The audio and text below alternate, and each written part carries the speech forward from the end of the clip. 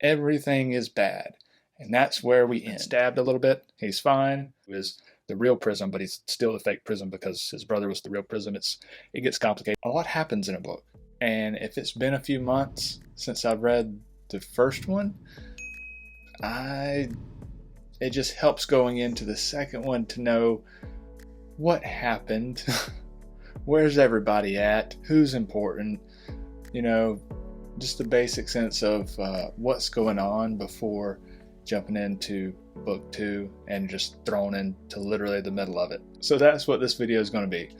A summary, very spoiler filled, of the Black Prism, which is book 1 of the Lightbringer series by Brent Weeks. So like I said, in this we're just going to go over a summary of the plot, and hopefully by the end of it you'll remember what exactly happened, all the key points, where everybody is at the end of the story, what they've gone through, and that way you'll be more prepared for what's coming up in book 2. So to start off with, just the setting that we're in. So this is a completely unique world. It is ruled by the Crimea, which is kind of the religious and political and magical power base of this world, and they rule over 7 satrapies is what they're called in the book. Kind of think of Game of Thrones, where there's the 7 different realms and each have their high lord that oversees it, but everyone has to basically do what the king says. Similar setup this way. The 7 satrapies each has a satrap that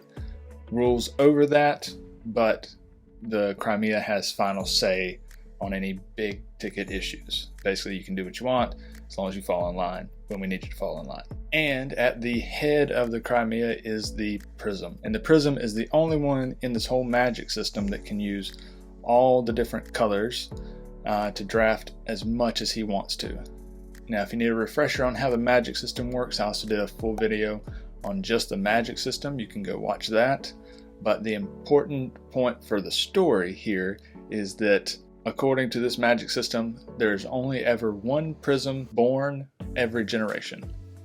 Except, in this case, there were 2 brothers that were born. The older brother assumed the role of Prism. He could draft all 7 colors. All was good with the world.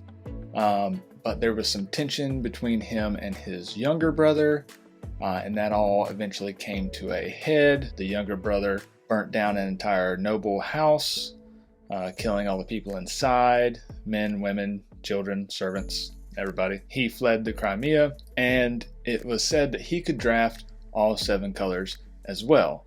So he was proclaiming himself Prism as well. And now that he was on the outs with his brother, the proclaimed Prism, and the Crimea, and they were trying to chase him down, the younger brother, now on the run, went all around gathering up any and everybody that had any kind of beef with the Crimea and built up an army to fight them. So now you have these 2 very powerful magical brothers, each with armies fighting each other.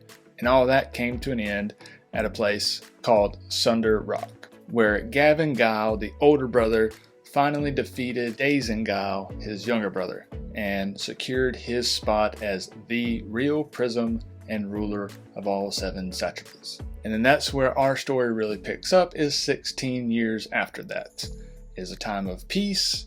It's not a whole lot going on. Gavin's just living his best life, when one day he gets a letter from Tyria, which is one of the 7 satrapies. And it basically says, you need to come get your son, your 15-year-old son, start to be responsible and raise him. He had no clue about the son. It came as a complete shock to him, especially because 15 years ago he was engaged to Garrison. They have since called off the betrothal and are now just friends. She is in the Blackguard, which is kind of like the special forces elite fighter group of the Crimea. But at the time, 15 years ago, they were together, so this comes as a very big shock to him because it kind of makes him look not so great. But if it is his son, very likely to be a very powerful drafter because it is genetic. So he goes to retrieve his son. Doesn't go alone though. He actually takes Garrison with him as his Blackguard.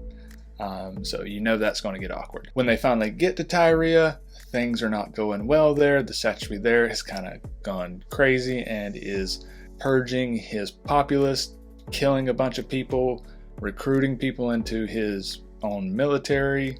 It's very bad. And they actually find the satrapy right as he's about to kill a 15-year-old boy who happens to be Kip, Gavin Giles' son that he had gone to find. So he finally gets Kip away from this satrap that's about to kill him. Before he does, though, Kip loses a box and dagger that his mother had given to him right before she died just recently, but he's unconscious at the time and does not know that. And the satrap of Tyria is actually planning to not only build up his own army, but eventually wants to overturn the Crimea. So he is building up his army and is planning to go overthrow a city called Garrison as his first major victory in this new civil war that he is starting up. Gavin basically says, I will take care of that later, and then heads out of there with Kip. Karis, understandably, is a little upset when she finds out about the truth of the situation, as in Kip being Gavin's son and the age of Kip. She kind of puts two and two together, and as they're heading back, she decides she's not going to go with them, even though Gavin can get them back to the Crimea very quickly. She says, I don't want to be around you, and I'll find my own way back. While finding her own way back, she runs into an old friend, Corvin. And Corvin is Dazen's old general from 16 years ago in the war. And them two are fairly buddy-buddy, and they have a quick chat. And then he continues on because he's actually headed to Garrison to help defend it from this new army that's on the rise. Shortly after that, Karis is actually captured by said army and taken prisoner. When Kip and Gavin get back to the Crimea, the first thing Gavin does is get Kip into the school there that teaches all the magic and how to tame it and use it and all the ins and outs of it, because he knows he will most likely be a very powerful drafter and wants to get that figured out before Kip hurts himself. And he actually sets Kip up with Liv as his tutor. She's another student in the Crimea, and it turns out she is actually the daughter of Corvin. So there's a little bit of a tie-in there. That'll become important later in the story. After Gavin gets him all situated and made sure he's taken care of, then he goes to handle something else, which ends up being a secret dungeon he has built deep underneath his room in the palace. Very deep, very hard to get to. Finally gets down there and checks in on his brother that's not dead. 16 years ago at Sundered Rock, he didn't kill his brother. In fact, the one in the dungeon is the real Gavin Guile. Dazen actually took his brother's place at the end of the battle and has been pretending to be Gavin for the past 16 years. So there's that to deal with. As you would assume, their relationship hasn't really grown over the last 16 years, and it wasn't great to begin with. So fake Gavin Guile, Dazen, is trying to interrogate the real Gavin Guile about Kip, asking if he knew about him, what all that was about. Ask him about this box and dagger that Kip has now told him about, see if he knew anything about that.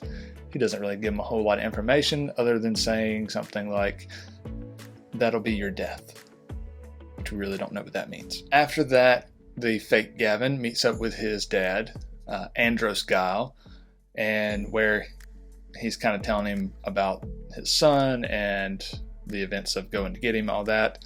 And Andros asks him about the dagger and if it was white Luxon, which is not supposed to be a real thing.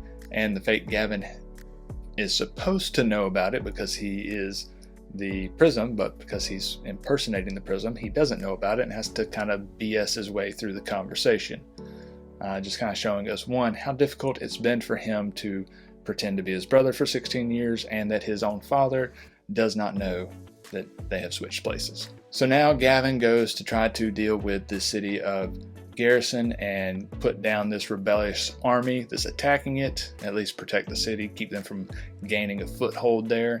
So he takes off with Liv and Kip and Iron Fist, which is the leader of the Black Guard, and a couple Black Guard soldiers, and they zoom off across the Crimea Sea to get to the city, and they get to Garrison about the same time that Corvin does. So Corvin takes over the city defenses because he is a mastermind general. Liv reunites with her father, who she hasn't seen in a while. They're not on the best terms. She doesn't really understand the whole dynamics of her dad fighting with the quote-unquote fake Prism 16 years ago, which was Dazen, which is the fake Gavin now, who is the real Prism, but he's still the fake Prism because his brother was the real Prism. It gets complicated in some parts there. But anyway, Liv and her dad are not seeing eye to eye on things, and he's not telling her a whole lot, so she gets a bad taste in her mouth over the whole deal. Is pretty against the fake Gavin, who she thinks is the real Gavin, who her father fought against 16 years ago and all kind of horrible things. So she's kind of against Gavin, but really likes Kip, so she's a little torn there. All this time, Karis has still been trapped and imprisoned with the rebel army. So when they find this out, Kip and Liv decide they're going to run off and rescue her since no one else is going to. That doesn't go well. Liv manages to sneak in, but Kip is not very sneaky, and he's fat. The Brent Weeks wants to make sure you know that. It's mentioned quite often in the book. Not necessarily a bad thing, but that gets into the writing of the story and all that. But anyway, Kip gets found out.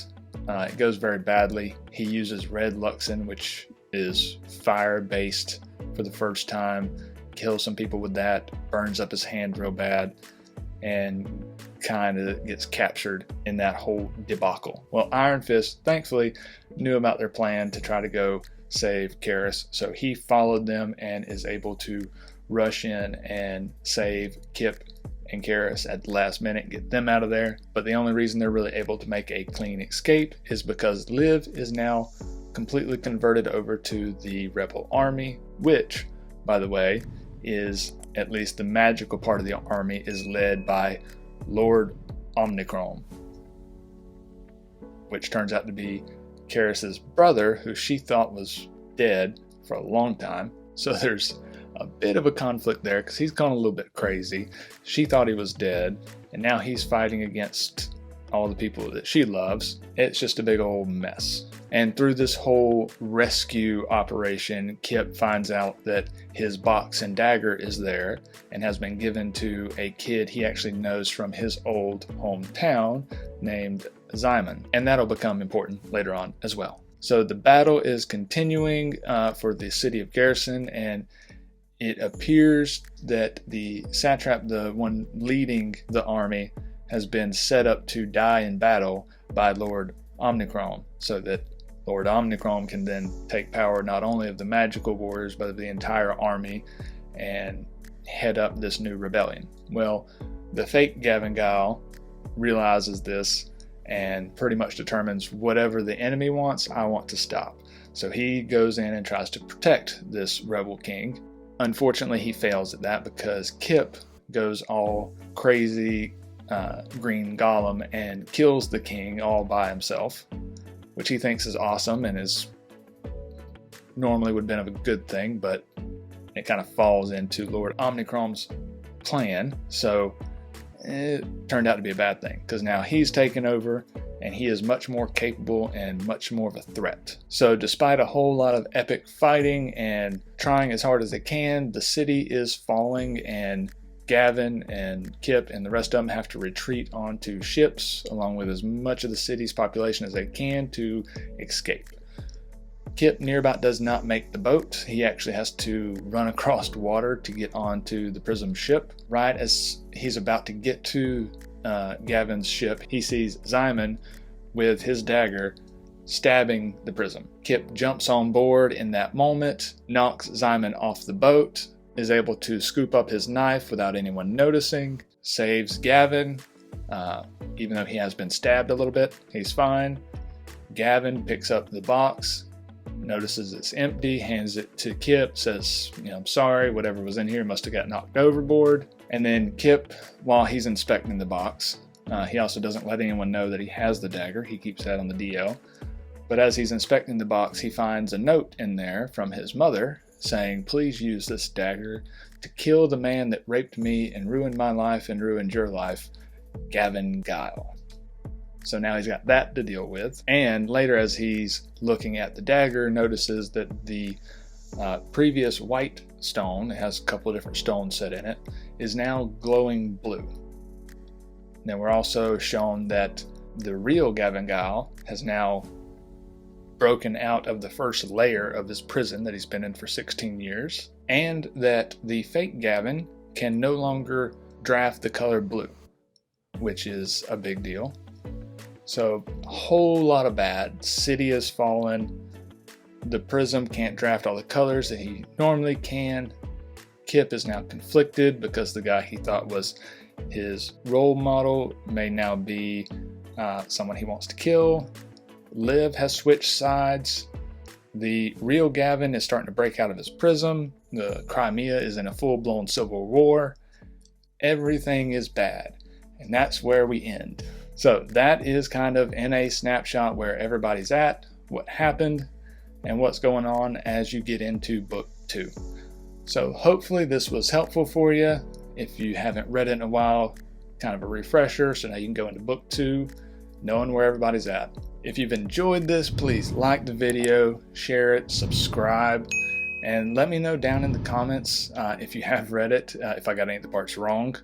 I think I nailed everything on that, but you never know. And as always, guys, thanks for watching, and I will see you in the next one.